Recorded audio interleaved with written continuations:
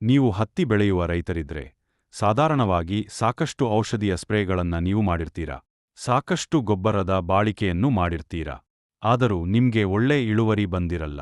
ಇದಕ್ಕೆ ಕಾರಣ ನೀವು ಚೂಸ್ ಮಾಡಿರುವ ಹತ್ತಿ ಬೀಜದ ತಳಿ. ಇವತ್ತಿನ ಟೈಮಲ್ಲಿ ನೀವು ಸಾಕಷ್ಟು ಕಂಪನಿಯ ಹತ್ತಿ ಬೀಜಗಳನ್ನು ನೋಡ್ತೀರಾ, ಮತ್ತೆ ಅದರ ಬಗ್ಗೆ ತಿಳಿಯದೆ, ವಿಚಾರಿಸದೆ ಖರೀದಿಸಿ ಬಿತ್ತನೆ ಮಾಡ್ತೀರಾ.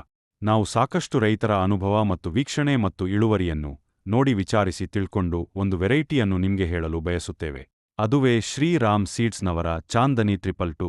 ಚಾಂದನಿ 222 ಬೇರೆ ಬೀಜಗಳಿಂದ ವಿಭಿನ್ನ ಏಕೆ ಅಂದ್ರೆ ಇದರ ರೋಗ ನಿರೋಧಕ ಶಕ್ತಿ, ಇದರ ದೊಡ್ಡ ಗಾತ್ರದ ಕಾಯಿಗಳು, ಒಂದು ಗಿಡಕ್ಕೆ ಸುಮಾರು 80ರಿಂದ 120ವರೆಗಿನ ಕಾಯುಳ್ಳುವ ಕ್ಷಮತೆ, ಮತ್ತು ಎಲ್ಲಕ್ಕಿಂತ ಹೆಚ್ಚಾಗಿ ಸಕ್ಕಿಂಗ್ ಕೀಟಗಳಿಂದ ಹೋರಾಡುವ ಶಕ್ತಿ. 10ರಲ್ಲಿ 7 ರೈತರ ಪ್ರಕಾರ ಚಾಂದನಿ 222 ಬೆಳೆದವರು ಎಕರೆಗೆ 15ರಿಂದ 18 ಕ್ವಿಂಟಲ್ವರೆಗೂ ಇಳುವರಿಯನ್ನು ಪಡೆದಿದ್ದಾರೆ.